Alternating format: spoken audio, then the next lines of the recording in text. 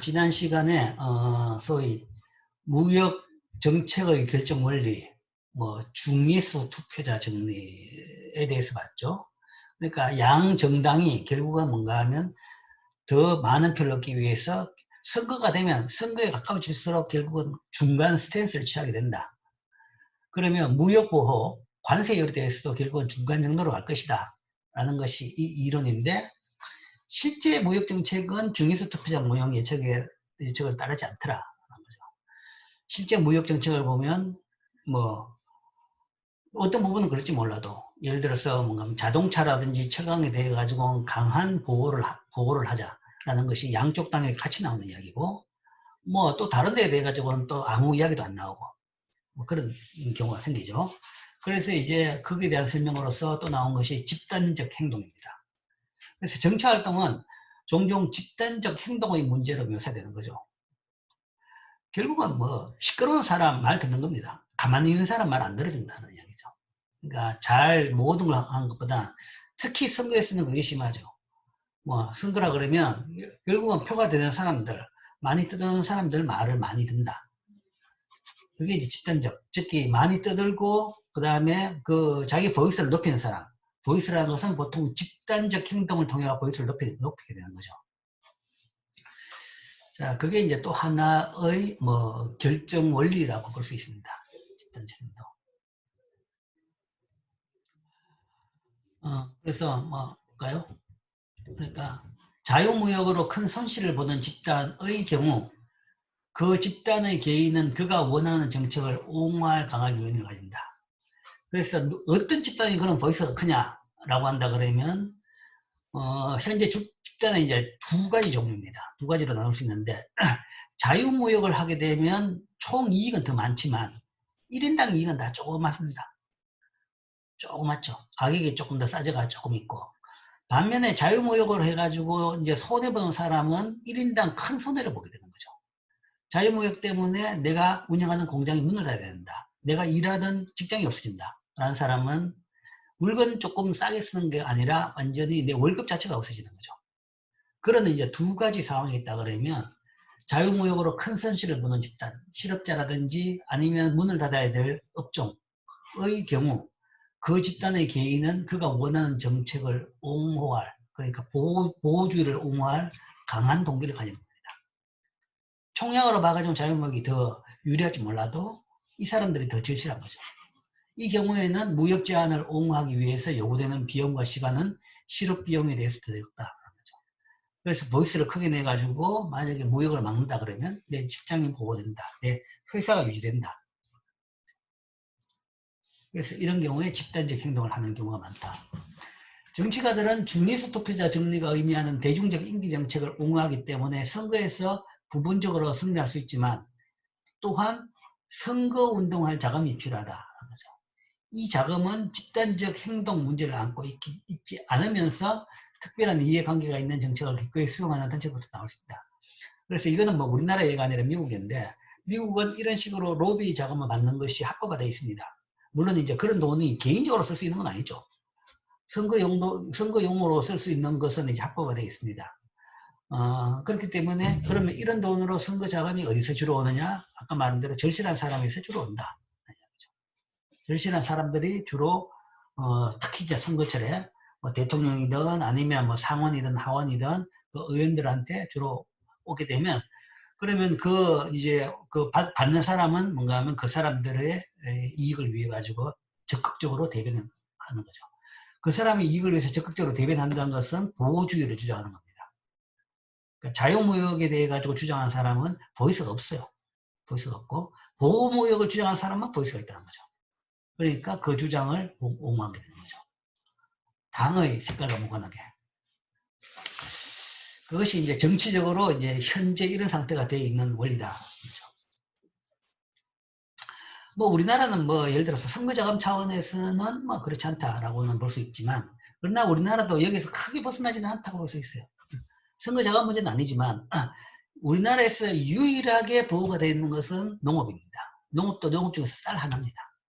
대부분은 우리나라에서는 지금은 우리나라는 개방이 되어 있죠. 자유무역입니다. 자유무역인데 뭐 특히 우리나라는 수출주도 성장을 했기 때문에 수출주도 성장했기 때문에 거기에 대해서 많은 나라들이 이제 그거 또 그 차원에서 더 주시를 하고 있고 많은 요구를 하고 있는 거죠. 그렇기 때문에 이제 우리나라는 수출에 대해 수입에 대해 가지고 상당히 옛날에 비해서 상당히 개방됐습니다. 물론 이제 마지막까지 수입이 개방이 안 돼 있던 부분은 대일 수입은 사실은 2000년대 98년 외환위기까지만 하더라도 대일 수입은 제한돼 있었어요.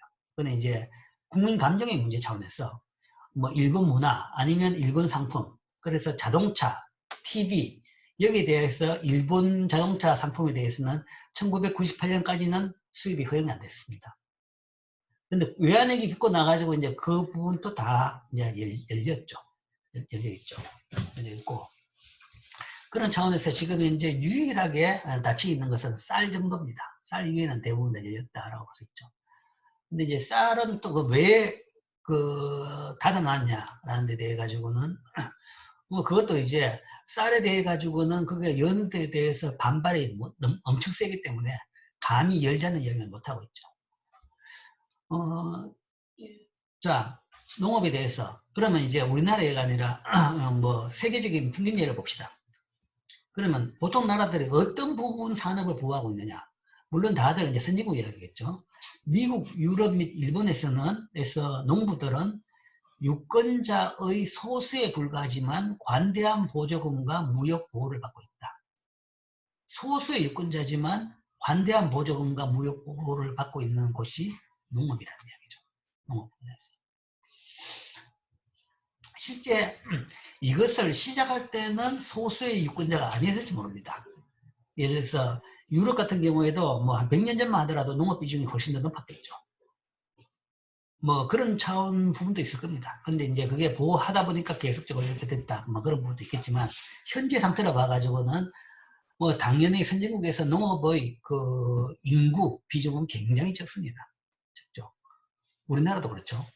그런데도 불구하고 굉장히 많은 보조금과 무역 보호를 받고 있죠.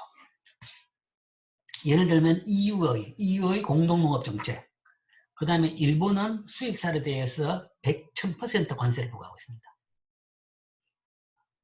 1000% 관세를 부과한다는 말은 수입 금지라는 이야기죠.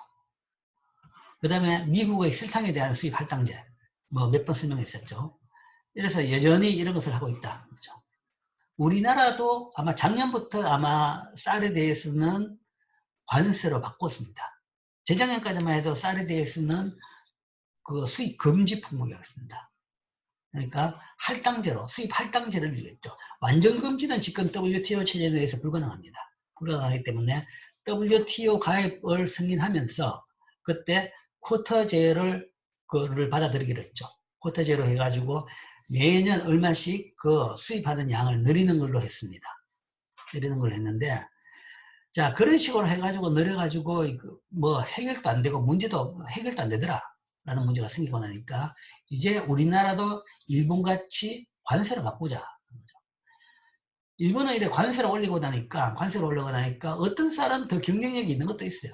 그러니까 뭐 아주 품질이 좋다고 해가지고 사람들이 비싼 돈 내고 사먹는 쌀도 있으니까요. 물론 이제 1000%는 너무 과하긴 과하지만 어쨌든 그런 차원에서 언젠가는 뭐 경쟁력을 가지지 않을까라는 생각을 합니다. 그래서 그런 차원에서 우리나라도 아마 세계적인 압력도 있고 해가지고 관세 제도로 작년부터 바꿨습니다. 근데 아마 기억이 지금 맞는지 모르겠는데 우리나라는 쌀 관세율이 599%인가 한 600% 됩니다. 600%. 그러니까 6배 정도 가격이라는 이야기죠. 그래서 그의 수입 금지적인 관세를 지금 유지하고 있습니다. 그래서 농업이 대표적으로 지금 선진국들이 보호하고 있는 산업입니다. 왜 농업을 보호해야 되느냐? 거기에 대해 가지고는 지금은 이제 좀 변명이 궁색합니다. 궁색한데 옛날부터 신토부리 아니면 뭐 식량은 주권이다, 생존권이다 라는 이야기하죠. 근데 식량보다는 요즘에는 더 생존에 절실한 것은 에너지입니다. 쌀은 적어도 딴 걸 먹을 수 있는데 석유가 없으면 나라가 완전히 올스탑입니다. 그렇다 그러면 이게 생존권, 주권이라고 그렇게 주장하기에는 조금 이 논리적 근거가 약하다는 얘기죠. 등등 이제 논리적으로 보기에는 조금 이제 그런 그 뭐 약한 부분이 있습니다. 우리나라뿐만 아니라 다 마찬가지죠. 여기도 일본이나 미국이나 유럽 여전히 이러고 있습니다. 주로 보호되는 산업이 농업이다. 그 다음에 이제 있는 산업이 의류 산업입니다. 의류 봉제죠. 직물 및 의복. 이게 이제 WTO 출범 당시만 해도 이게 제일 이슈였죠. 농업 부분은 뭐 거의 언터치해 버렸고, 그러나 이 부분은 이제 좀 더 개방하자 그랬는데 거기에 대한 반발이 너무 심했습니다. 특히 봉제 산업이 남아있는 나라 같은 경우에는 봉제 산업이라는 것이 굉장히 고용 효과가 많기 때문에 많은 근로자들의 소위 저항이 있는 거죠. 그렇기 때문에 이 부분이 그래도 유일하게 남아있는 보호되는 산업입니다. 2005년까지 직물과 의복 수출업자한테 주어진 할당 면허는 미국과 많은 다른 나라들 간의 다자간 선의 협정에서 이제 자세히 기술되는데, 어쨌든 이게는 이제 그런 문제 때문에 섬유 산업은 끝까지 남은, 그러니까 제조업 중에서 끝까지 남았던 보호되는 부분이었고, 그 때문에 굉장히 복잡한 보호 시스템과 장치와 협정들이 있었습니다. 이제 근데 이제 양자간 협정에서 여러 가지 문제들이 많이 생기니까 이제 그때 간 것이 이제 다자간 협정으로 인해 가지고 어느 정도, 그러니까 양으로 제한한다 뭐 이런 식으로만 했던 거죠. 근데 이게 이제 2005년인가 MFA가 이 다자간 협정이 2005년에 폐지가 됐습니다. 2005년에 폐지가 되면서 2005년인가 어쨌든 폐지가 되면서 미국의 보호무역에 대한 후생 비용이 2002년 141억 달러에서 2015년에는 20억 달러로 감소할 것으로 추정이 된다. 폐지가 되고 난 뒤에 이제는 많이 이 부분도 개방이 되면서 이제 보호 비용이 141억에서 26억으로 많이 줄었다는 얘기죠. 보호 비용이 줄었다는 것은 그만큼 시장이 많이 개방됐다는 거죠. 농업은 여전히 이제 개방 속도가 늦지만 이제 섬유, 의류 부분도 옛날에 비해서는 거의 개방됐다라고 볼 수 있습니다. 그래서 이제 미국 같은 경우 보호무역에 따른 후생 비용을 벌린다 그러면 2002년 추정치로 보면 섬유, 의복 이쪽에서 뭐 100억 달러 정도, 118억 달러였는데 전체 산업은 141억 달러다.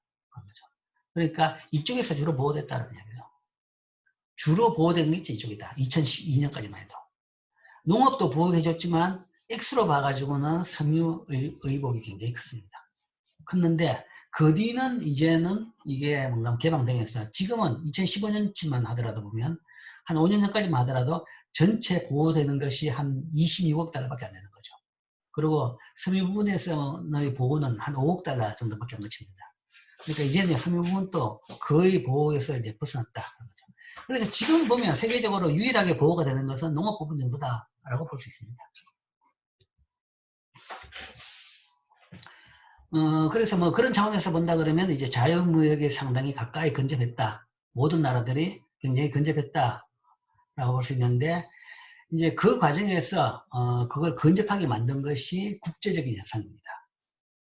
그러니까 다자간 협상을 통해 가지고는 자유무역 하기가 너무 힘들기 때문에 결국은 국제적 협상이 자유무역을 만든 제일 큰 동인이었습니다. 자, 이게 왜 그렇게 됐냐를 보려고 그러면 일단 미국 관세율을 보면, 자, 이게 그런 데 있죠. 이게 미국 관세율입니다. 좀 긴 시간이죠. 1891년부터 시작해가지고 1900년대 뭐 120년 동안에 걸쳐가지고 관세율입니다. 50%. 이게 50%죠. 그러다가 이제 조금 떨어져가지고. 자, 이게 왜 떨어졌느냐? 언제까지 높았느냐? 1차 대전 끝날 때까지 높았습니다. 1차 대전 끝나고 난 뒤에 이제 좀 떨어졌습니다. 떨어졌다가 이게 다시 올랐죠. 다시 이렇게 왜 올랐느냐? 다시 올라는 제일 얘기는, 다시 올라는, 이건 전쟁기이기 때문에 그렇지만, 이게 이렇게 가다가 일시적으로 떨어졌다가 회복이 됐는데, 이게 다시 갑자기 피크로 올라갔다가 뭐 다시 떨어지게 됐지만, 이 왜 올랐냐? 요 밑에 보면 이게 1931-2조. 대공황입니다. 대공황 때문에 소위 관세율을 올린 겁니다. 그러니까 대공황, 공황이 일반적인 디프레션이 아니라 더 그레이트 디프레션이 된 것은 엄청난, 그러니까 경기 침체. 그러니까 어느 정도냐 그러면 실업자가 거의 근로자의 한 절반 정도, 가 실업자가 되는, 실업률이 40% 50%까지 올라가는 그 정도의 경기 침체였습니다. 그리고 GDP가 한 30% 정도 줄어드는, 전 국민 소득이 30% 정도 줄어드는 정도의 큰 경기 침체였죠. 그러니까 당장 나오는 것이, 야, 우리나라 공장도 문 닫는데 수입품이 몇 마리냐? 수입 금지. 그런 경우에 나온 것이 그거죠. 이렇게 힘들면 사실은 국수주의가 힘을 얻습니다. 힘이 들면, 경제사정이 안 좋으면 국수주의가 힘을 얻죠.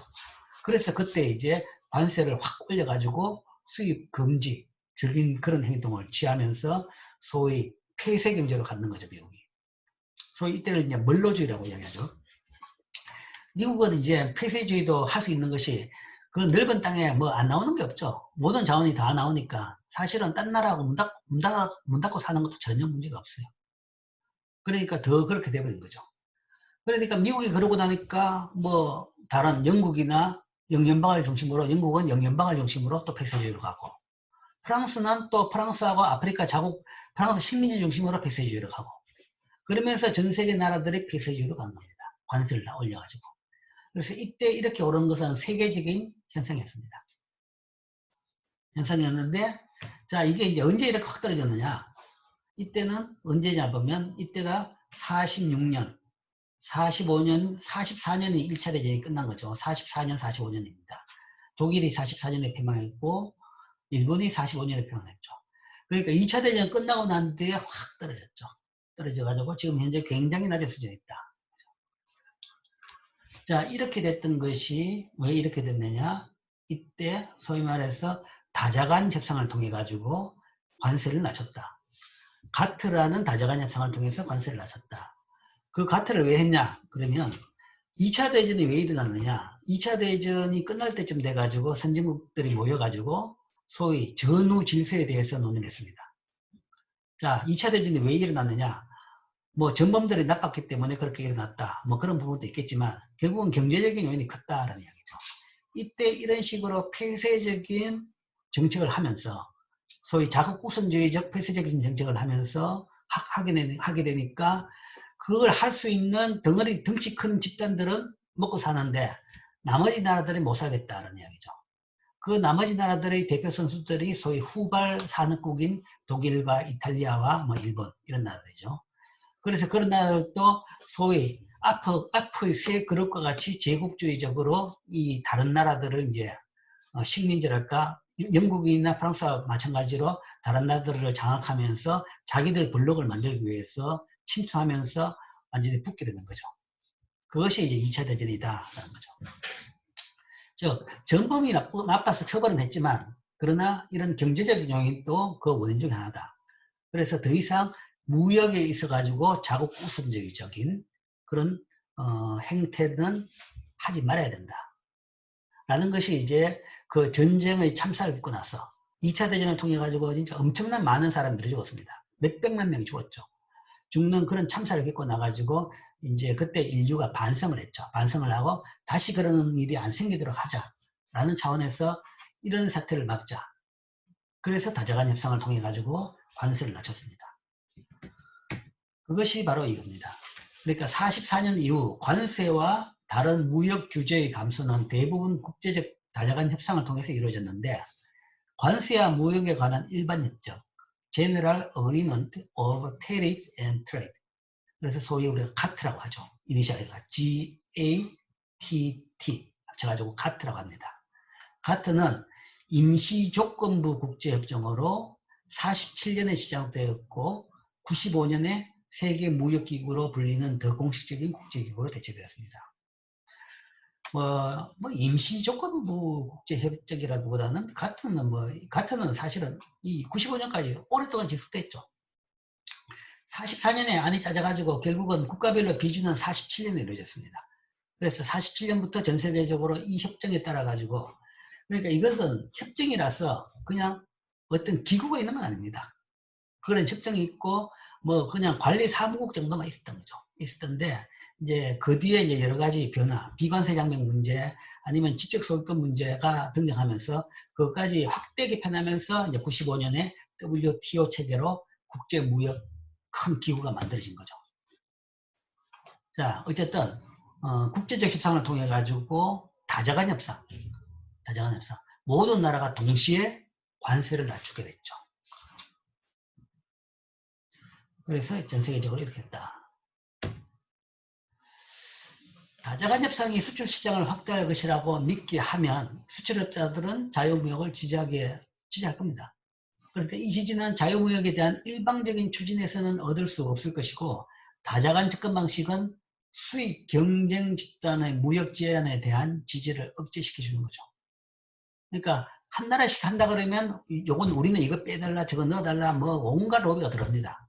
근데 다자간 협정을 딱 맺어버리면 이제 그런 부분에서 이제 방어막이 되는 거죠.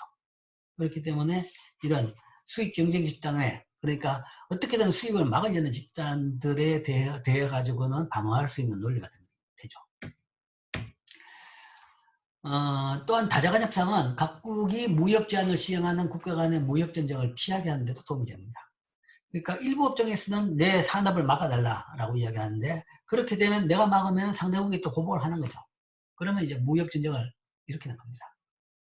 근데 협정을 맺었으면 그 협정 내에서는 그걸 못하게 되겠죠. 못하게 되겠다 그러면 이 때문에 못한다라는 이야기를 할 수 있다는 거죠. 다른 나라들이 무엇을 하는가와 상관없이 각국이 보호정책을 채택할 요인을 갖는다 그러면 무역전쟁이 일어날 수 있습니다. 그래서 자유무역을 하는 것이 모든 국가한테 이익이 된다고 할지라도 모든 국가들의 무역 제한을 실행할 수 있는 거죠. 그래서 각국은 무역전쟁을 억제하거나 이로 인해 가지고 보호정책을 제기하는 협약을 제기할 필요가 있습니다. 그렇기 때문에 다자간 협정이 필요하다는 이야기죠. 현재 이런 나라가 있죠. 다른 나라가 무엇을 하든 상관없이 보호무역을 가지는, 지금 미국이 그러고 있었죠. 트럼프 대통령 때. 그러니까 멀리 길게 안 보는 거죠. 옛날 역사도 안 보고 그냥 당장 내 도와줘, 이쪽 직장, 이쪽 표, 그래서 보호무역 하는 겁니다.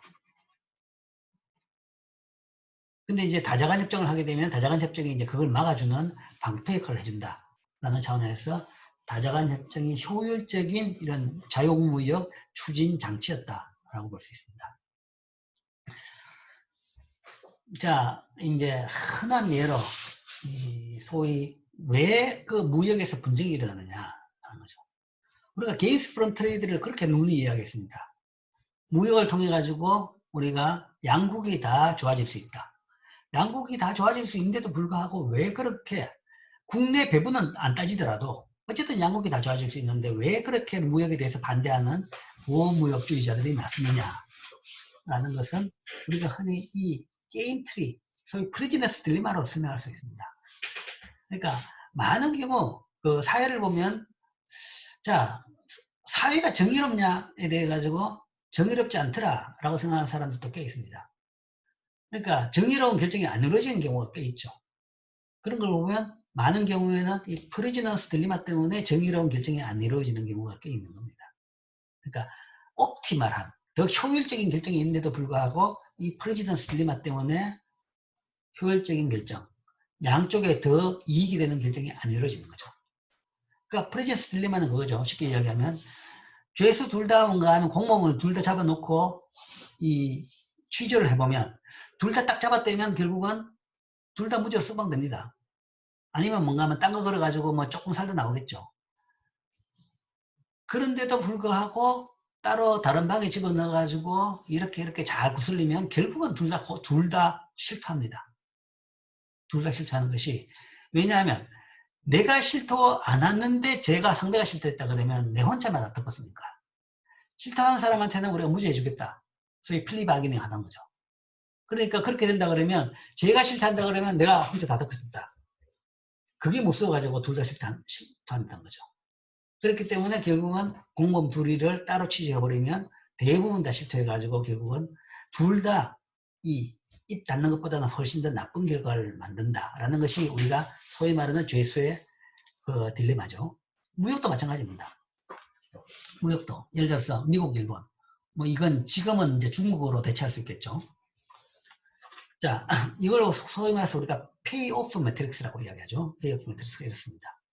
뭐 무역을 통해서 얻는 이익이 있다. 예를 들어서 미국이 자유무역을 하면 미국이 여기 세 개니까 밑에 있는 숫자겠죠. 10. 보호를 하게 되면 마이너스 10. 그러니까 일본이 자유무역하는데 미국이 자유무역을 하면 10만큼 이익이 되고 일본이 보호무역하는데 미국이 자유무역을 하면 마이너스 10이다. 내 혼자만 자유무역하면 그냥 일본한테 시장을 다 내주는 꼴이죠. 일본은 보호하는데. 그렇기 때문에 이렇게 손해보는 거죠. 반면에 미국이 보호무역하는데 일본이 자유무역했다. 그러면 미국은 일본 시장까지 다 먹을 수 있으니까 20만큼 이것보다 더 이익이 봅니다. 둘 다 자유무역할 때보다 더 이익이죠. 그러나 둘 다 보호무역을 해버렸다. 그러면 소위 gains from trade가 다 없어지는 거죠. 그렇게 되면 무역을 통해 이익을 얻는 것보다는 더 손해가 보는 마이너스 5가 발생하는 거죠. 자, 이게 이제 기본적으로 두 나라 다 똑같다. 딱 대칭이다. 하는 거죠. 내하고 상대국의 전략, 두 전략에 따라 가지고 상대 전략에 따라 가지고 다 달라지는 거죠. 자, 이런 경우에 어떤 전략을 취하는 것이 맞느냐? 자, 미국이 자유무역을 선택하게 되면 10-10, 보호무역을 선택하게 되면 20-5죠. 즉, 이때는 10보다 20이 많고, 이때도 마이너스 10보다는 마이너스 5가 더 큽니다. 즉, 그 이야기는 미국은 자유무역보다는 보호무역 선택하는 것이 더 좋은 전략이다. 소위 다미넌트 스트래티지라는 이야기하죠. 우월 전략이라고 합니다. 이게 두 경우 일본이 어떤 선택을 하더라도 이것보다는 이게 더 낫죠. 그래서 이게 우월 전략이라고 합니다. 우월 전략이고 일본 같은 경우에도 자유무역을 하면 이때는 마이너스 10, 이때는 10. 이것보다는 위가 낫죠. 그 다음 보험 이렇게 하죠. 자유무역을 할 때 이때 미국이 자유무역을 할 때는 10이고 보호할 때는 20이다. 그래서 10보다는 이게 낫습니다. 10보다는 20이 낫습니다. 20이 낫고 그 다음에 보호를 할 때도 미국이 보호를 할 때도 마이너스 10보다는 마이너스 5가 더 큰 숫자죠. 덜 손해를 보는 거죠. 더 낫죠. 그러니까 자유무역보다는 보호무역이 더 좋은 전략이다. 소위 우월 전략이 되는 거죠. 그렇기 때문에 둘 다 우월 전략은 보호무역이다. 그래서 둘 다 마이너스 5와 마이너스 5를 선택하게 됩니다. 그런데 이 전체를 볼 수 있는 전지적인 어떤 결정자가 있다 그러면 어떤 전략이 제일 좋냐? 두 나라가 다 뭔가 하면 이 경우가 제일 좋습니다. 합을 하게 하면 두 개의 합이 20이죠. 이건 두 개 합이 10이고 두 개 합이 10이고 이건 두 개 합이 마이너스 10입니다. 두 개 합이 두 나라의 합이 20이 될 수 있는 압도적으로 좋은 전략이 있는데도 불구하고 결국은 둘 다 마이너스 5가 돼가지고 합이 마이너스 10이 되는 이런 선택을 하게 되는 거죠. 이걸 우리가 내시 균형이라고 하죠. 내시 균형. 여러분들이 게임 일어날 때 배웠을 겁니다. 미시에서 배웠죠. 그러니까 세상이란 것이 뭔가 하면 빤히 보면 이게 훨씬 더 나은데도 불구하고 이런 비효율적인 그런 선택을 하게 되는 겁니다. 이게 이제 이런 문제 때문에, 이런 게임 이론 때문에, 상대에 대한 불신 때문에 이런 이야기를 하게 되는 거죠. 그래서 보호무역을 하는 겁니다. 서로. 양자감, 이게 뭔가 하면 양자 협상이 안 되는 이유입니다. 양자 협상을 하게 되면 서로 잘 믿는 나라, 서로 호감이 있는 나라끼리는 괜찮은데 서로 호감이 없는, 예를 들어서 지금 현재 미국하고 중국하고 똑같은 이야기입니다. 미국하고 중국하고 둘이 뭔가 하면 그 관세 분쟁을 하면 과연 누가 이익을 보느냐? 바로 이겁니다. 둘 다 손해봅니다. 둘 다 손해보고, 물론 이제 제3자가 이익을 본다고 그랬죠. 그러면 제3자로 갑자기 뭔가 하면 브라질에서 콩을 파는, 소이빈을 파는 브라질 농민들이 이익을 봅니다. 결국은 둘이 하면 둘 다 손해를 보는 거죠.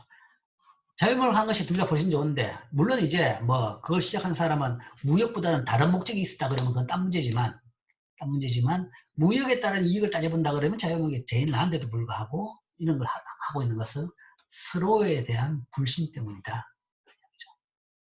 그래서 이런 내시 균형이 소위 차선을 선택하게 되는, 최선을 놔두고 오히려 다른 선택을 하게 되는 이런 문제죠. 그러니까 양자 게임에서는 이런 이 우월 전략을 선택하다 보니까 이런 차선이 나온다 하는 문제죠. 이게 뭐 온갖 문제입니다. 이 뭐 세계적으로 이제 대표적으로 이제 핵 문제, 핵전쟁, 핵 문제에서도 사실은 핵을 가진다는 것은 뭐 옛날에 이제 냉전 시대를 이야기한다 그러면 미국하고 소련하고 두 나라 인류에 대해 가지고 엄청난 이 데미지입니다. 엄청난 위험인 거죠. 둘 다 핵을 안 가진 게 제일 좋죠. 제일 좋은데 뭔가 하면 결국 둘 다 핵을 가지는 거죠. 갈수록 많이 가지는 거죠. 왜냐하면 상대를 못 믿기 때문에 그런 겁니다. 그러니까 둘 다 핵을 안 가지는 이게 제일 좋은 전략인데도 불구하고 결국은 둘 다 핵을 가지는 이쪽으로 간다라는 거죠. 그러니까 핵이든 아니면 무역 협상이든 이 세상 모든 일이 이제 이런 문제 때문에 서로의 신뢰가 없는 경우에 이런 문제 때문에 이 좋은 경우를 놔두고 이런 나쁜 경우를 하게 되더라. 그렇기 때문에 양자 협상을 통해 가지고는 문제가 잘 해결되지 않는 것이 많다. 그래서 오히려 다자 협상이 좋은 방법이다. 각국이 개별적으로 행동한다 그러면 보호무역이 후생을 개선시키나 양국이 모두 자유무역을 선택하면 양국 모두 보호무역을 선택하는 것보다는 양국 모두 후생이 개선돼. 그렇기 때문에 뭔가 하면 둘 다 보호를 선택하죠. 일본과 미국이 자유무역을 유지하기 위해서는 구속력 있는 협정을 맺을 수 있다면 양국은 보호무역의 유혹을 피할 수 있고 후생을 개선하는 효과가 있습니다. 근데 그렇지 않다 그러면 계속 게임을 한다 그러면 결국은 이 마이너스 55라는 이런 나쁜 선택을 하게 되는 거죠. 이미 후생 소실이 발생한 경우에는 양국이 자유무역으로 돌아갈 것에 뭐 동의를 할 수는 뭐 있을지 모르겠습니다. 어쨌든 이런 것이 이제 다 이 양자 간의 협상의 문제점인 거죠.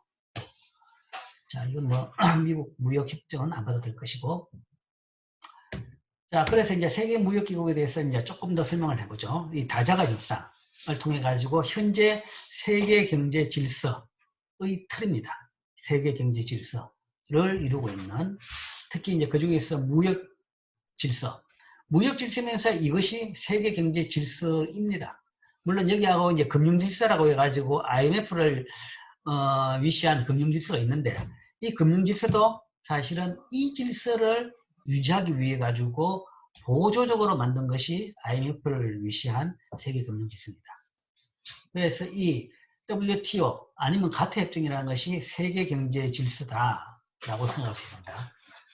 자, 이것은 이 47년 23개 국가가 관세와 무역에 관한 일반 협정으로 알려진 잠재적 협정을 맺었습니다. 그걸 통해 가지고 무역 협상이 시작됐습니다. 처음에는 이제 전후 2차 대전 시작은 44년부터 시작했습니다. 1944년에 2차 대전이 끝나기도 전에 소위 이제 성전국 중심으로 일단 세계의 지도자들이 모여가지고 이 틀을 잡았습니다. 잡아가지고 몇 년 작업 끝에 47년에 이 협정을 국가별로 이 조인하는 국가별로 국가에 가가지고 다 의회의 비준을 받았습니다. 그래가지고 이게 실효가 된 것이 47년입니다. 처음에는 23개 나라. 이 23개 나라는 지금 생각해보면 대부분 서방 선진국들이라고 보면 됩니다.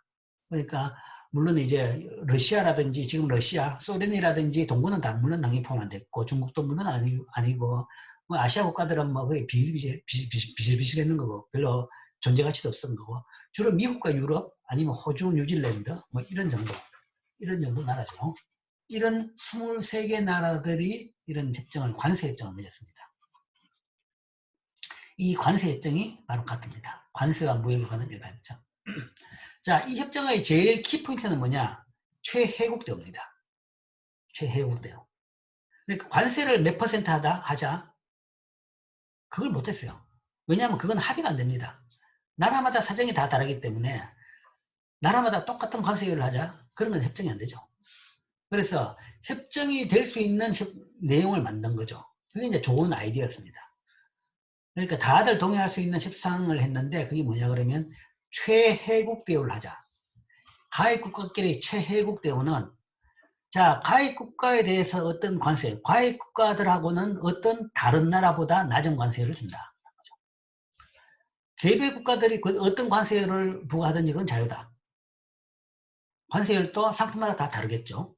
상품마다 다 다르겠는데 어떤 관세를 부과하든 그건 자유지만 그거는 국내 정책의 자유이기 때문에 정책적인 자유를 주지만, 그러나 그 관세율 중에서 이 23개 협정 내 조인인 나라한테는 그 중에서 제일 낮은 관세를 부과한다. 그러니까 그것보다 더 혜택을 주는 나라가 없도록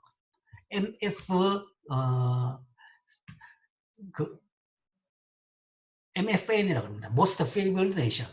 그러니까 최혜국 대우. 가입한 나라한테는 가장 혜택이 높은 대우를 해줍니다. 혜택이 높다는 것은 낮은 관세죠. 낮은 관세를 준다라는 협정입니다. 그게 제일 키포인트죠. 그렇기 때문에 각 나라는 자율적인 정책 권한을 가지면서 이 자유무역을 할 수 있는 틀이 된 거죠. 이게 그래서 이제 오랫동안 한 50년 동안 지속됐습니다.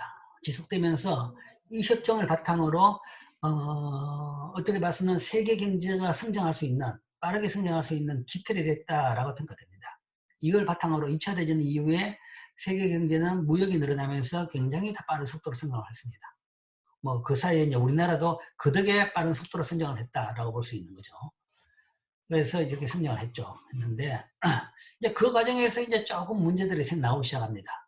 그러니까 각자 모든 나라들이 자기 이기적인 행동을 또 하기 시작하는 거죠. 초반에는 이제 서슬이 풀으니까 이제 뭐, 야, 우리 그런 세계적인 참화를 겪었다. 그러니까 찍소리 못하고 이렇게 했는데 좀 지나고 나면, 야, 우리 쪽 좀 보호해달라. 뭐 이거 좀 수입 막아달라. 그러면 어떻게 또 나라마다 뭔가 하면 또 그걸 또 하는 짓을 하기 시작하는 거죠. 그런데 관세는 이제 협정을 맺었기 때문에 손을 못 댑니다. 손을 못 대니까 관세 이외의 다른 방법으로 수입 제한을 하기 시작했습니다. 그래서 그걸 우리가 비관세 장벽이라고 이야기합니다. 관세 이외의 다른 방법이라 그러면 제일 대표적으로 하는 것이 코타제가 있겠죠. 그 다음에 이제 뭐 그 정도만 해도 그래도 신사적인 협정인데, 신사적인 규제인데, 그게 아니라 이제 비신사적인 규제까지도 많이 등장합니다. 기술 규제, 통관 규제, 아니면 뭐 온갖 뭐 이상한 규제를 만들어, 환경 규제, 보건 규제, 이상한 규제를 만들어 가지고 수입품에 대해 가지고 차별한다든지 수입을 못하는 그런 이제 행동들을 하게 되는 거죠. 그러니까 이제 더 이상 이 협정에서는, 그러니까 이 협정에서는 그런 거 하면 안 되는 거죠. 관세만 다루고 있으니까. 그러니까 더 이상 사람들이 이 머리를 굴리기 시작하니까 이 협정 체계 가지고는 더 이상 안 되더라 라는 나온 거죠. 그래서 이제 그 새로 나오는 그 규제 수단까지도 커버하는 정도로 이 다자간 무역 협정을 확대시킨 것이 WTO 체제입니다. 그래서 95년에 다자간 무역 협상을 실행하는 또는 이를 정책화하는 공식적인 기구로 세계 무역 기구를 설립했습니다. 자, 이 설립의 이 목적은 가트로서 기능을 잘했지만 이제 그 이후에 비관세 장벽이 많이 나오더라. 그래서 그 부분을 막고 규제할 수 있는 협정 확대. 그 다음에 또 하나, 그 다음에 또 하나의 문제가 이제 지적 소유권 문제입니다. 그때까지만 해도 별로 생각을 못 했었는데, 그 다음으로 이제 중요해지는 것이 지적 소유권 문제다. 지적 소유권을 확보를 해줘야지 사람들이 열심히 창의적인 발전을 시키고 개발을 한다. 거죠. 근데 이제 나라별로 짝퉁을 많이 만들어가지고 유통시키면서 지적 소유권이 잘 보호가 되더라. 그래서 지적 소유권도 같이 보호해주자. 라는 걸로 확대가 만든 것이 WTO 체제입니다. 그 다음에 이제 여기에 또 하나의 기능이, 여기 있죠.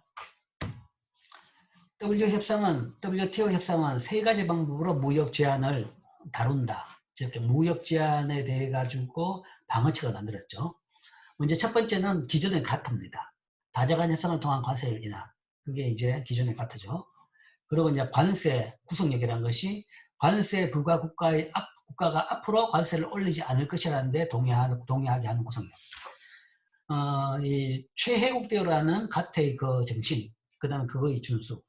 그게 이제 기존 협정의 유지, 이제 그게 하나 부분이 있고, 그 다음에 여기다가 이제 하나 더 추가한 것이 관세 구속력입니다. 이거는 지금부터 관세는 낮추면 낮추지 더 안 높인다.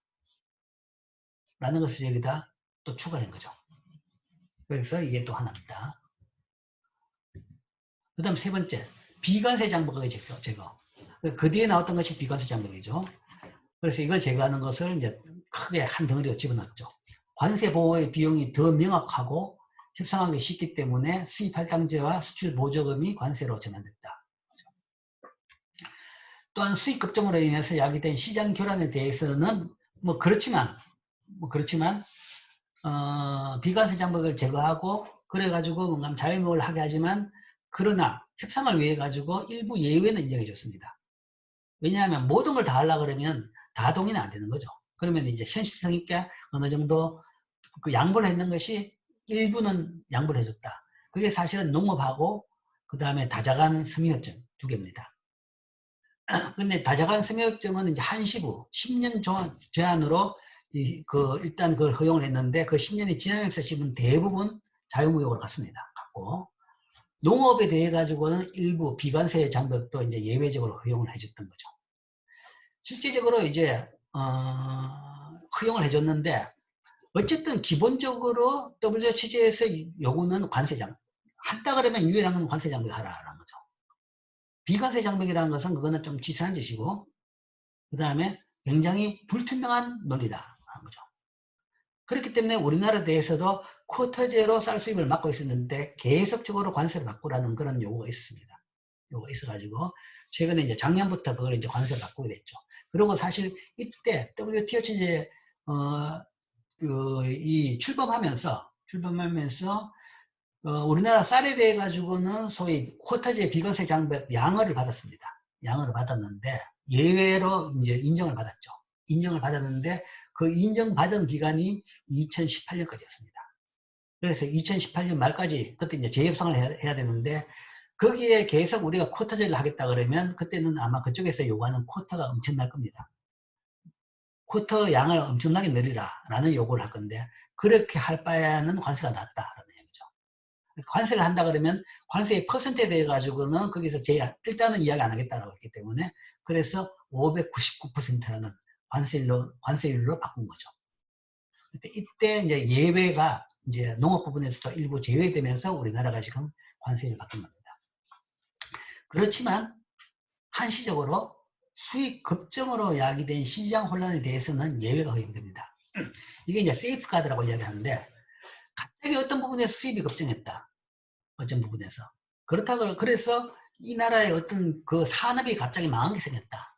그렇게 되면 최소한 그 산업이 적응할 수 있는 정도 시간은 벌어주라 라는 차원에서 그걸 막을 수 있는 조항은 다 인정을 합니다. 세이프 가드라고 해서.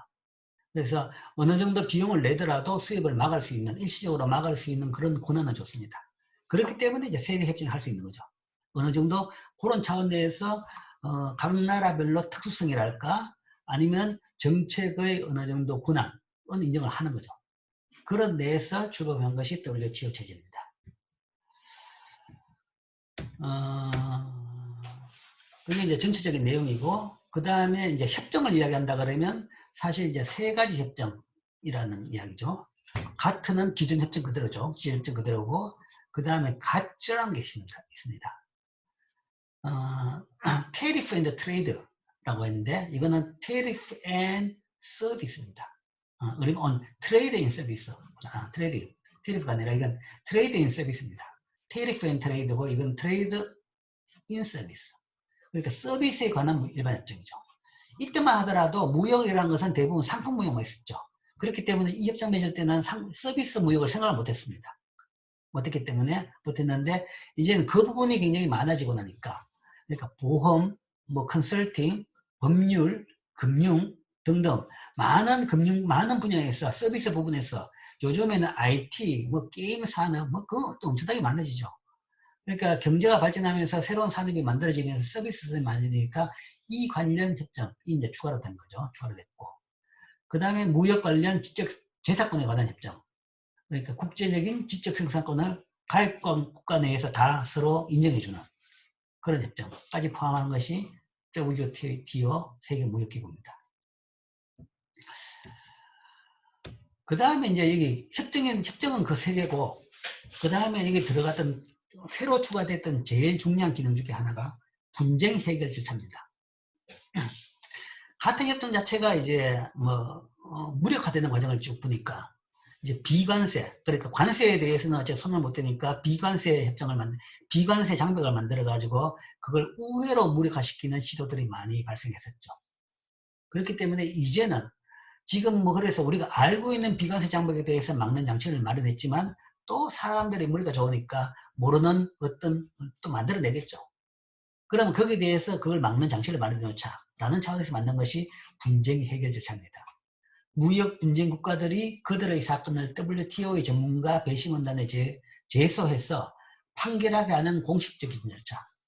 그래서 이제 그런 일이 발생하면 여기 제소해가지고 제가 치사하게 비관세 장벽한다라고 이야기하면 제소해가지고 예를 들어서 벌금을 물리게 한다든지 뭐 아니면 보복을 할 수 있는 권한을 준다든지 그런 걸 통해 가지고 분쟁을 해결할 수 있는 절차를 만들어놨습니다. 소위 무역 법원을 만들었죠. 뭐 쉽게 이야기하면 무역 관련 법원을 WTO 안에 만들어놨다라고 생각하면 됩니다. 무역 관련 국가 간 분쟁을 해결할 수 있는 법원. 배심원단인데 이 배심원단이 회원국들의 협정을 위반했는지 여부를 판단하고 판단해가지고 뭐 여기 따라가지고 뭐 위반했다 그러면 거기에 따라서 손해보상이라든지 아니면 보복을 할 수 있는 권한을 뭐 줄 수 있도록 그런 과정을 만들었습니다. 배심원단의 결정을 거부할 수 있는 국가는 다른 나라들이 그 국가의 수출을 제한할 수 있도록 WTO가 허용함으로써 처벌을 받겠다라는 거죠. 그래서 예를 들어서 당장 철회해라 라는 데도 불구하고 철회를 안 했다. 그러면 보복을 할 수 있는 권한을 주는 거죠. 그래서 이제 세계무역기구가 세계무역에 대해 가지고 아주 완벽한 절차와 기구를 만들었다 라고 생각을 했는데 최근에 와보면 전혀 아니죠. 최근에 와보면 전혀 아닌 것이 미국하고 중국이 분쟁을 하고 있는데 WTO라는 것은 어디도 안 보입니다. 사실은 이게 제대로 기능을 하고 있다 그러면 그 분쟁은 WTO가 다 해결해야 됩니다. WTO의 분쟁 해결 절차에 가가지고 미국, 중국이 서로 뭔가 하면 옳고 그름을 가려가지고 해결해야 되는 거죠. 자, 우리나라 사드 문제 때문에 뭐 엄청난 보복을 당했죠. 그러면 사실은 그 보복은 무역 분쟁입니다. 그러면 그건 WTO가 가지고 그걸 분쟁을 해결해야 됩니다. 근데 우리나라 WTO에 제소를 안 했어요. 왜냐하면 제소를 해가지고 이겨봐야 소용이 없다는 걸 아니까요. 옛날에 한번 겪었죠. 그러니까 이런 해결 절차를 잘 만들어 놨는데 힘센 선진국이 이 해결 절차를 안 믿고 이 해결 절차를 결과를 안 받아들이고 그 다음에 절차 과정에서 뭔가 하면 자기들 원하는 대로 이걸 왜곡시키고 아니면 뭐 절차가 나왔더라도 뭔가 하면 대신 자기들한테 불리한 결과가 나왔으면 다른 식으로 더 보복을 해야 되는 거죠. 그러니까 이 힘이 어떻게 봐가지고는 이게 정의인지는 모르겠습니다만은 이게 정의로운 체제라고 만들어 놨는데 힘에 휘둘리니까 이게 전혀 작동을 못하는 겁니다. 그러니까 이상적인 체계를 만들어 놔가지고 이상적인 체계를 만들면 그게 이상이 실현이 되는 건 아니죠. 실현 가능한 이상 체계를 만들어 놨는데 그냥 이상적인 체계만 만들어 놓은 거죠. 그러니까 힘센 두세 나라들이 이걸 잘 지켜야 됩니다. 잘 지키면 그 다음에 딴 나라들은 뭐 무서워가지고 다 지키는 거죠. 그러면 체계가 잘 되는데 이 힘센 앞에 두 나라가 뭔가 하면 서로 자기 이익 내세우면서 전혀 안 지키니까 뭐 이 시스템은 전혀 지금 작동을 안 하고 있는 겁니다. 지금 이제 우리나라 분이 이 사무총장으로 지금 나갔었죠. 나갔는데 뭐 지금 2등을 해가지고 낙동강 오래돼 있죠. 뭐 그러면 이제 철회를 해야 되는데 지금 이상하게 철회도 못하고 뭐 이런 상태로 되어 있습니다. 있는데 사실 이게 세계 경제에서 제일 중요한 기구입니다. 제일 중요한 기구고 제일 잘 작동을 해야 되는 기구인데 이런 부분이 사실 만드는 것이 지금 보기에는 이게 무슨 의미가 있냐는 얘기죠. 말 안 듣는데 무슨 의미가 있냐는 거죠. 더군다나 지금 현재 분쟁 해결 절차는 전혀 안 돌아가는 것이 배심원단 중에 이제 이 거부권을 가지는 배심원단이 구성이 안 됩니다. 3명이 있어야 되는데 미국이 지목을 안 하고 있는 거죠. 그러니까 최소 인원을 지금 못 채우고 있습니다. 못 채우고 있는 지가 지금 몇 년째 되고 있는 거죠. 그 이야기는 이걸 판단할 사람들이 최소 인원이 안 돼가지고 분쟁 해결 절차가 지금 하나도 진행이 안 되고 있습니다. 그러니까 보통 이 무역 분쟁이 발생하는 것은 이 약소국이 강대국에 대한 분쟁이죠. 강대국이 약소국이 뭐라 그래가지고 강대국이 피해보는 일은 잘 없습니다. 약소국 같은 경우에는, 약한 나라 같은 경우는 감이 무서워가지고 센 나라 보고 이상하지 못하죠. 근데 대부분 분쟁이라는 것은 뭔가 하면 센 나라가 약한 나라 보고 피해를 주기 때문에 분쟁이 발생하는 거죠. 그러면 그 센 나라가 이걸 안 지키기 때문에 이제 이런 문제가 생기고 있는 거죠. 그래서 아주 이상적으로 잘 짜져놨는데, 잘 짰는데, 세계무역기구, 현재 이 판이 돌아가는 것은 굉장히 참 우울한 상태다라고 볼 수 있습니다. 자, 뭐, 그전에도 이제 이슈가 하나가 있는데, 이 세계무역기구에 대한 이슈가 결국은 마지막으로 남은 것들이 농업 부분입니다. 농업 부분이죠. 그래서 이제 농업 부분까지도 이걸 다 리프트하자, 관세를. 보호를 이제 다 없애자라는 것이 이제 최종 방향입니다. 최종 방향이라서, 자, 뭐, 어쨌든, 뭐, 그 전에, 우루과이 라운드에서 가트 다자간 협정은 94년에 비준됐습니다. 94년에 비준돼가지고 95년부터 실행이 들어갔습니다. 그런데 이때 이제, 이제, 일단 실행을 위해 가지고 일부 저항이 심한 두 부분을 뺐었죠. 농업과 섬유 부분. 그래서 다자간 섬유협정에 의해서 과거에 명시된 직물과 의복 무역에 대해서는 모든 물량 제한을 2005년까지 없애기로 동의했다라는 거죠. 그러니까 당장은 아니고 10년에 걸쳐 가지고 이제 이 섬유 부분에 대해 가지고는 없애기로 했습니다. 그래서 지금 이제 이 부분은 다 없어졌습니다. 섬유 부분에 대해서는 이제 대부분 이제 가타 협정 아니면 WTO 시스템을 만족시킬 수 있는 수준이 됐습니다. MFA가 만료돼 가지고 2005년 만료돼 가지고 그러고 나니까 당장 뭔가 하면 미국에 대해서 중국 의료 수출이 급격히 증가했었습니다. 하니까 일시적으로 중국으로부터 수입품에 대해서 할당이 일시적으로 다시 부과되게 됐습니다. 했는데 그 이제 몇 년 정도 부과되고 난 뒤에 그것도 지금은 대부분 다 없앰으로써 섬유 부분에 대해 가지고 큰 이슈들은 대부분 다 해결됐습니다. 해결됐는데 이제 유일하게 남은 것은 농업 부분이다 하는 이야기죠. 그래서 농업 부분에 대해 가지고 우리가 이제 야심차게 뭔가 하면 그것을 개방시키자 라는 차원에서 협상을 시작한 것이 소위 도하 라운드입니다. 카타르의 도하라는 도시가 있죠. 이 세계 협정들을 여기서 많이 했습니다. 도하 라운드라고 좀 들어봤을 학생도 있지만 카타르 도하에서 이제 이 협상을 시작했습니다. 결국 마지막 남은 자유무역을 위한 마지막 남은 부분, 농업 부분. 그런데 이제 시작을 했지만 이 협정을 맺는 데는 실패했다. 대부분의 보호는 농업, 섬유 및 의복 부분에 남아있었는데 이 산업들은 정치적으로 잘 조직된 산업이었다라는 거죠. 그래서 섬유, 의복은 뭐 어차피 몇 년 있으면 끝날 건데 싶어가지고 그래가지고 어쨌든 몇 년 있으면 끝났습니다. 근데 뭐 제일 중요한 부분은 이 부분이었죠. 농업 부분에 대해서는 여전히 모든 나라들이 쉽게 동의를 못하는 겁니다. 자기 나라 가서 그 국민들을 설득시키기가 쉽지가 않다는 이야기죠. 뭐 우리나라도 뭐 예를 들어 가지고 이제는 사실 이제 쌀에 대해 가지고 쿼터제를 관세제로 바꾼 것은 상당히 큰 변화입니다. 큰 변화인데 다행히 큰 마찰 없이 그게 되는 거 보고 상당히 그러나 난 안도를 했어요. 사실 그렇게 바뀔 때 또 죽창이 등장하지 않을까. 이제 그런 농업 문제가 생기면 농민들이 죽창 들고 이제 뭐 광화문이나 아니면 국회의사당 앞으로 막 진출하는 거죠. 이제 그런 일이 생길 줄 알았는데 이번에는 사실 그렇게 안 됐어요. 근데 이제 그 차이를 좀 덜 이해를 했는지는 모르겠어요. 그러니까 관세율과 그 다음에 이제 뭐 쿼터제. 근데 관세도 599%에 왔으니까 저거 아마 뭐 어차피 수입 안 되겠지. 그러니까 이제 농민들이 별로 중요하다 생각을 안 했는지 모르겠습니다. 근데 관세율로 갔다 그러면 그다음부터 이제 단계적으로 떨어지겠죠. 떨어지는 것은 이제 그다음 물론 우리가 자발적으로 떨어질 리는 없겠지만 관세 600%가 뭐냐 뭐 그런 압력이 계속 들어옵니다. 그러면 이제 조금씩 낮추게 되겠죠. 이제 그런 문제는 지금 남아 있습니다. 남아 있는데 예전에 이제 뭐 우리나라뿐만 아니라 유럽도 마찬가지입니다. 프랑스나 독일 제일 농업에 대해 가지고 보호를 많이 한 나라가 프랑스입니다. 프랑스. 제일 유럽에서의 농업국은 스페인입니다. 스페인인데 스페인은 국민소득도 낮고 그 다음에 뭐 그렇기 때문에 임금비도 낮기 때문에 농업 제품의 가격이 싸요. 그런데 거기에 대해 가지고 프랑스는 뭔가 하면 상대적으로 임금비도 높은데도 불구하고 농업 부분이 아직도 비중이 큽니다.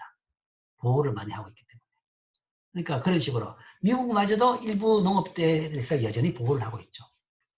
그래서 결국은 농업 부분에 대해 가지고는 완전히 바꾸는 것은 거의 힘들더라라는 것이 도하 협정을 통해 가지고 얻은 우리가 실패담입니다. 그래서 현재는 이제 더 이상 이 부분은 추진하지 않고 있습니다.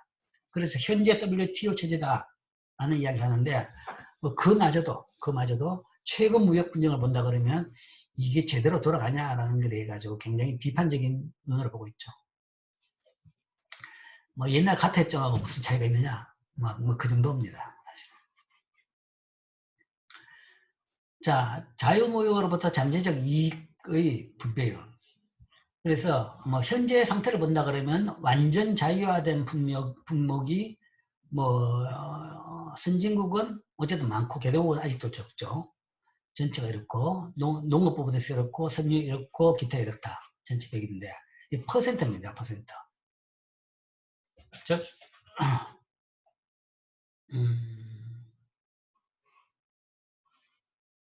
아직도 완전 자유화 안 된 부분이 상당히 많다라고 볼 수 있겠죠. 자,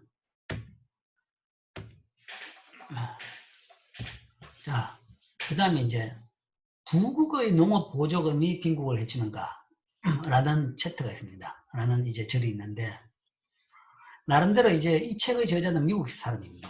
그러니까 선진국 사람이죠. 선진국이 농업을 보호하는 데 가지고 뭐 변명을 했다라고 볼 수 있습니다. 변명을 한 걸로 보고 있는데 선진국들이 농업을 아직 보호하고 있죠. 보호하고 있는데 보조금으로 보호를 하고 있습니다. 그런데 자, 보조금은 뭐냐? 보조금은 누구를 위한 것이냐 하는 거죠. 관세는 상대국의 수출하는 산업에 대한 소위 뭔가 하면 거기에 피해를 입히는 겁니다. 피해를 입힌 건데 보조금은 사실은 수입하는 사람이 이익을 본 게 아니냐 라는 것이 이제 이 이야기죠. 뭐 이론적으로 맞습니다. 구장에서 보조금이 생산물의 세계 가격을 하락시켰다. 그러면 수입 국가들의 더 낮은 곡물 가격으로 혜택을 보는데 왜 빈국들은 부국들이 농업 보조금을 가격을 원하냐라는 거죠. 보조금 받기 때문에 좋은 물건을 더 싸게 사는데 왜 보조금 하지 마라 라는 이야기 하느냐. 그거는 덤핑도 마찬가지입니다. 소위 우리나라가 많이 상호 간에 이제 처벌 당하는 무역 관련돼 가지고 보복을 당하는 많은 부분이 덤핑 관련 제소죠. 덤핑이라는 것은 물건을 싸게 팔았다는 이야기입니다. 싸게 팔았으면 그 나라 사람들이 물건을 싸게 사서 가지고 좋은데 왜 그깟 문제 삼냐는 거죠. 그러니까 덤핑은 국내 가격보다 수출 가격이 더 싸다는 이야기입니다. 국내 가격보다 수출 가격이 더 싸다. 그렇다 그러면 그 나라 소비자들은 더 싼 물건을 샀었는데 그게 왜 문제냐? 그러니까 그런 차원은 아니라는 이야기죠. 왜 문제냐 그러면 싼 물건 사가 쓰는 부분은 있지만 그것 때문에 그 관련 산업이 망한다 그런 이야기죠. 직장인 일자리가 없어지고 그 산업이 문을 닫는다. 농업보조금도 마찬가지입니다. 보조금을 준다고 해가지고 더 물건을 싸게 쓸 수 있지만 싼 게 문제가 아니라 부국들의 농민들과 경쟁을 하는 빈국 농민들을 지기 때문에 그러니까 경쟁산업이라는 이야기죠. 경쟁산업에서 불공정 행위인 거죠. 그러니까 이쪽에서 국가가 도와주면 서로 안 도와주는 상태에서 해야 되는데 도와주는 것은 불공정 행위다. 그래서 이제 보조금에 대해서 이제 비판을 하는 겁니다. 사실 지금 현재 이제 미국하고 중국하고 이제 분쟁이 심하죠. 분쟁이 심한데 분쟁하는 데서 있어가지고 이제 여러 가지 이슈들이 있습니다. 이슈들이 있는데 뭐 정치적인 이슈도 물론 있겠죠. 정치적인 원인, 목적도 있을 것이고 그 다음에 이제 뭐 기술 뭐 그런 것도 있는데 또 한 부분이 이런 부분입니다. 이런 부분이 불공정 경쟁인데 그러니까 지금 갖고 있는 많은 기업들이 지금 세계적으로 뭐 미국에서 수출하는 중국에서 수출하고 있는 전자 관련 IT 관련 많은 기업들이 그게 민간 기업이 아니라 국영 기업이 아니냐라는 얘기죠. 그러니까 뭐 화웨이부터 시작해 가지고 많은 기업들이 국영이다라는 거죠. 그러니까 소유 관계가 불투명하다. 그리고 그 과정에서 그걸 이용해 가지고 뭐 딴 용도로 쓰는 부분은 모르겠지만 그걸 통해 가지고 불공정하는 겁니다. 그래서 국가에서 돈을 지원해가지고. 지금 현재 이제 이 반도체 산업에 대해서도 마찬가지죠. 뭐, 몇백조, 몇천조를 뭔가 몇 년 동안 집어넣어가지고 뭔가 그 산업을 성장시키겠다. 그럼 그건 불공정 게임인 거죠. 그럼 국가에서 그 돈을 들여가지고 민간끼리 산업 경쟁을 하고 있는데 한쪽에서는 민간이 아니라 국가가 돈 다 집어넣어가지고 경쟁을 시킨다라는 것은 불공정 게임이다라는 이야기죠. 그래서 그런 부분도 이제 상당 부분이 있습니다. 근데 이제 소위 중국 사람들은 그런 개념이 별로 없죠. 그러니까 이게 이제 질서의 문제입니다. 기존 질서에 대해 가지고 중국은 우리는 인정 못하겠다라는 건데, 소위 이제 그게 뭐 항상 이야기가 반무역 정세에서 뭔가 하면 왜 우리가 선진국 질서를 따라야 되느냐라는 이야기 하는데, 그러면 과연 그게 뭐냐라는 거였어. 중국이 하는 이야기도 그겁니다. 그러니까 우리는 국가 자본주의인데 국가 시장 경제다라는 이야기죠. 그러니까 이 서방이라는 것은 그냥 시장 경제입니다. 그러면 시장에서 각자 기업들을 알아가지고 가는 것이고 국가가 서로 도와주는 것은 아니다. 도와주면 불공정 게임이기 때문에 그때는 뭔가 하면 그거는 이제 인정을 안 한다. 그러면 뭔가 하면 그런 불공정 게임을 했는 경우에는 뭐 덤핑을 통한 제소를 한다든지 뭐 어쨌든 벌금을 먹인다든지 그런 식으로 조치를 취합니다. 그러니까 게임 룰이 현재는 이 뭔가 하면 국가는 도와주지 못하게 되어 있습니다. 못하게 되어 있는데 중국은 뭐 국영과 국영하는 기업의 차이가 굉장히 희미하죠. 희미하기 때문에 뭐 많은 IT 빠른 성장을 하고 있는 IT 기업이 국가의 도움이 지자체의 도움이 많이 들어갔다라고 볼 수도 있는 거죠. 그런 경우에는 불공정한 부분이 있다. 이 경우입니다. 이 경우. 그런 차원에서 미국과 중국이 분쟁하는 부분도 분명히 있습니다. 자, 어쨌든 뭐 도하에서 실패는 했지만 뭐 그때 시뮬레이션 결과가 그랬습니다. 자, 우리가 이제 뭐 지금 남은 것은 농업 부분인데 농업 부분을 우리가 다 개방하자. 자유무역을 하자. 그러면 자, 어떻게 될 것이냐. 뭐 시뮬레이션 해보니까 굉장히 잘 개방한다 그러면 세계 GDP가 아마 한 18% 정도는 더 올라갈 것이다. 라는 거죠. 0.18 정도는 올라갈 것이다. 그 정도로 나왔죠. 그렇지만 그러니까 야심적으로 완전 개방하는 거의 완전 개방하는 거죠. 농업 부분도. 그렇지만 나라마다 차이는 납니다. 나는데 고소득 국가는 한 20% 정도 나아지고 그 다음에 중소득은 10%, 그 다음에 상대적으로 제일 손해보는 거는 중국이더라. 중국은 오히려 개방으로 손해를 보게 된다. 그죠? 중국의 경쟁력을 잃게 되는 거죠. 그 다음에 저소득 국가는 5% 정도. 그 다음에 이제 한꺼번에 개방하면 조금 힘드니까 좀 덜 야심적으로 한 중간 정도로 개방하자. 뭐 그런 경우에는 이제 조금 이 정도 이제 나아지더라. 여전히 중국은 손해를 보더라. 이렇게 된다 그러면 중국은 이제 발벗고 나서는 거죠. 반대하는 거죠. 물론 이제 도하 시나리오를 할 때는 중국은 WTO에 가입이 안 돼 있습니다. 중국은 그 이후에 가입했습니다. 중국이 WTO에 가입한 지는 얼마 안 됩니다. 왜냐하면 WTO 그 조건을 만족시키지 못했었죠. 못했는데. 어쨌든 이렇게 하면 뭐 이렇게 되더라. 그런데 이제 이런 정도 사실 받아들일 만한 시나리오를 해보니까 중국은 손해를 보고 전 세계적으로 이득 보는 게 이거밖에 안 되더라. 이게 한 이 정도 된다 그러면 이 정도 해가 이 정도 이익을 본다 그러면 뭐 강력하게 추진을 할 수는 있겠죠. 근데 이제 이 정도밖에 안 됐으니까 아마 추진력을 잃어버리지 않았느냐 이제 그런 생각이 듭니다. 어쨌든 그래서 여전히 농업 부분은 아직도 보호를 받고 있는 그런 산업입니다. 자, 그 다음으로 이제 마지막은 특혜무역협정입니다. 특혜무역협정은 쉽게 이야기하면 많이 들었던 FTA 이야기입니다. 자유무역 협정. 이건 이제 주로 양자간 협정이 많죠. 특혜무역협정은 회원국 상호 간에 낮은 관세를 적용하지만 여타 국가에는 이를 적용하지 않는 무역협정입니다. 그러니까 가트나 WTO는 다자간 모든 나라, 전 세계 거의 모든 나라들이 가입해 있습니다. 그거 말고 우리끼리 두 나라끼리 아니면 몇몇 나라끼리 서로 혜택을 주는 협정을 하자. 근데 그러면 WTO 취지에 어긋나는 거 아니냐? WTO에서는 이런 차별 무역 정책은 일반적으로 허용 안 됩니다. 자기들끼리 몇몇 나라만 더 낮은 관세는 허용 안 됩니다. 그게 가트 협정, 가트의 제일 큰 중요한 조항이라고 했죠. 최혜국 대우. 그런데 유일하게 허용되는 것은 제로 관세는 허용이 됩니다. 제로 관세. 낮은 관세는 허용이 안 되지만 제로 관세는 허용이 되는 거죠. 그렇기 때문에 FTA가 나라들마다 FTA를 맺기 시작하는 거죠. WTO 회원국들은 모든 국가들은 가장 낮은 관세를 지불하는 국가보다 높지 않은 관세를 지불할 것을 약속한다. 이게 최혜국입니다. Most favored nation principle. 그렇기 때문에 차별적으로 딴 나라를 더 낮은 관세를 부과하지 못합니다. 그러니까 특혜 무역 협정으로 해가지고 따로 하진 못하지만 그러나 제로 관세일 경우에는 일부 나라끼리 그런 협정을 맺는 것은 허용합니다. 그래서 WTO 체제 내에서도 이게 특혜 무역 협정은 가능합니다.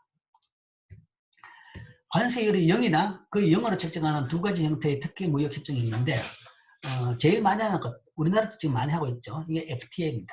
자유무역 협정, 자유무역 지역, Free Trade Area. 그러니까 자유무역 지역으로 협정을 맺는 거죠. 회원국들 사이에 자유무역을 허용하는 협정입니다.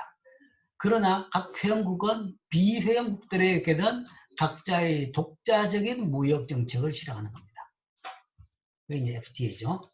제일 유명한 것이 나프타였습니다. 그러니까 미국이 미국 양쪽 국경을 좀 안전하게 위해 가지고 위에 있는 캐나다하고 밑에 있는 멕시코하고 자유무역 협정을 맺었죠. 그래서 그 나라들이 미국의 물건을 좀 쉽게 팔 수 있게 만들어 가지고 그 나라들을 부유하게 만들면서 자국 나라 양쪽 국경이 안정적으로 만들자라는 차원에서 만들었습니다. 이게 북미 자유협정입니다. 근데 트럼프 대통령이 오자마자 이거부터 없애자라고 이야기해가지고 이걸 재협상을 했죠. 재협상을 해가지고 지금 이름이 바뀌었습니다. 바뀌어가지고 뭐더라? 어제 다른 이름을 바꿨습니다. 바꾸면서 옛날보다 규정 조항을 훨씬 더 엄격하게 만들었는데 근데 사실 엄격하게 만든 부분에서 사실은 맞는 부분도 있어요. 우리한테는 불리하지만 맞는 부분이 있다는 것이 이 세 나라가 미국 양쪽에 있는 나라들을 더 잘 살게 만들기 위해서 협정을 맺었는데 그 협정을 제3국 엉뚱한 나라들이 그것을 악용하더라라는 이야기죠. 근데 그 대표적인 게 이제 우리나라 경우죠. 그러니까 우리나라의 많은 회사들이 멕시코, 미국하고 국경을 접하고 있는 멕시코 도시에 공장을 만들어서 거기에서 뭔가 물건을 만들어 가지고 미국에다 수출한 겁니다. 그러니까 주요 부품들은 현대자동차, 기아자동차나 아니면 뭐 삼성전자, 아니면 LG전자, 우리나라의 많은 회사들이 이제 거기다 공장을 가지고 있죠. 그래서 주요 부품은 우리나라에서 다 만들어가지고 그 부품을 들고 가서 그쪽에서 조리만 해가지고 메이드 인 멕시코 찍어가지고 미국에 수출한 거죠. 그럼 관세율이 0%입니다. 관세율이 0이 되는 거죠. 그래서 그걸 많이 활용했죠. 그러니까 이거는 뭔가 하면 두 나라가 아니라 그걸 남들이 악용한다라는 주장을 한 거죠. 그래서 이제 거기에 대해 가지고 제한을 했습니다. 깼는 것이 부가가치가 30%가 안 되면 그 혜택에서 제외시킨다. 하는 거죠. 그러니까 멕시코에서 만드는 과정에서 부가가치가 30% 돼야 된다. 그러니까 물건 가격의 30% 정도는 멕시코 생산 과정에서 나온 것이다. 그러니까 멕시코는, 그러니까 이제 우리나라 회사들은 이제 어떻게 하냐 그러면 멕시코에 이제 부품 공장을 더 만들어야 되는 거죠.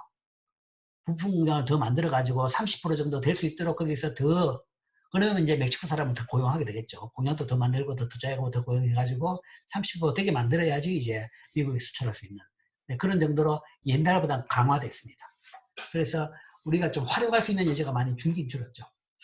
이런 것이 이제 자유무역협정입니다. 그러니까 자유무역협정을 맺게 되면 이게 뭔가 하면 무역협정 상방 간의 이익보다는 뭔가 하면 또 제3자들이 그걸 활용해 가지고 많이 합니다. 우리나라가 제일 처음에 자유협정을 맺은 것은 칠레입니다. 처음으로 최초의 자유협정이 칠레입니다. 칠레하고 자유협정을 제일 처음 맺었는데 왜 칠레하고 자유협정을 맺냐 그러면 칠레가 미국하고 자유협정을 맺던 거죠. 그러면 칠레를 통해 가지고 미국에다가 거의 무관세로 수출할 수 있다. 그죠? 그런 우회 수출을 위해 가지고 칠레하고 제일 먼저 자유협정을 맺었습니다. 자, 이게 이제 자유협정을 맺는다고 해서 처음에는 굉장히 위험한 결정입니다. 위험한 결정이라는 것이 두 나라의 산업 간에 겹치는 게 많으면 서로 피해가 많습니다. 이득도 많지만 피해도 많은 거죠. 자, 이득은 가격이 떨어져가 이득을 봅니다. 그러나 피해라는 것은 그 과정에서 기존 산업이 구조조정을 해야 되는 거죠. 기존 기업이 문을 닫는 거죠. 일부 저쪽에서 수입되는 것은 문을 닫았던 거죠. 그렇기 때문에 처음에는 굉장히 조심스럽게 맺었기 때문에 칠레하고 맺었습니다. 칠레하고 따져보니까 산업 경쟁이 되는 사람이 거의 없었어요. 유일하게 칠레하고 FTA를 맺으면서 우리나라에서 걱정한 것은 딱 하나, 포도 산업이었습니다. 포도가 세계적으로 칠레가 제일 경쟁력이 있는 산업이죠. 칠레 와인이야 뭐 어차피 우리나라에서 생산을 제대로 안 하니까 뭐 그 덕에 사실은 칠레 와인이 우리나라에서 판을 쳤죠. 그래서 많은 사람들이 와인 대중화에 상당히 기여를 했죠. 어쨌든 포도가 제일 큰 문제였습니다. 칠레 포도가 들어오면 우리나라 포도 농가가 다 망할 것이다. 그래서 칠레하고 우리나라가 FTA를 맺을 때 그 FTA 목적은 사실은 미국으로의 우회 수출 차원에서 맺었는데 그때 이제 우리나라 포도 농가에 제일 피해가 있을 것이다. 그래서 포도 농가에 대해 가지고 굉장히 지원을 많이 했고 뭐 여러 가지 설득도 많이 했고 했습니다. 그리고 이제 조항 자체를 많이 만들었죠. 우리나라 포도 수확철에는 칠레 포도 수입 안 한다라는 거죠. 그게 가능한 것이 그 칠레는 남반구입니다. 기후가 정반대죠. 그렇기 때문에 포도 수확철이 다른 거죠. 다르기 때문에 그쪽은 거의 1년 내내 되지만 어쨌든 주로 나오는 것이 그 두 나라 기후가 다르기 때문에 그게 가능한 겁니다. 그래서 이제 그렇게 해가지고 했는데 뭐 어쨌든 지나고 나서 보니까 칠레하고 FTA 뒤에서도 우리나라 포도 농가가 별로 문을 안 닫았어요. 뭐 별 피해가 없었다라고 지금 보고 있습니다. 어쨌든 FTA라는 것은 굉장히 복잡한 이야기라는 거죠. 두 나라 간에 뭘 위해서 뭐 그런 건 있지만 그게 아니라 뭔가 하면 제3국 다른 나라들하고 이런 관계를 통해 가지고 이런 협정을 맺습니다. 그 다음에 또 하나 비슷한 것이 관세 동맹이라는 게 있습니다. 지금은 이게 잘 없는데 회원국들 간의 자유협정을 허용하나 비회원국 간에는 공동무역 정책을 요구하는 그런 협정입니다. 제일 대표 선수가 EU죠, 그죠? 유로피안 유니언. 지금은 이제 유럽이 그건 다 없어지고 그냥 WTO 체제 내에서만 하고 있습니다. 자, 이런 게 있는데 여기 대한 평가까지 좀 있기 때문에 관세 동맹과 요 특혜 무역 협정에 대한 이야기는 다음 시간에 계속 더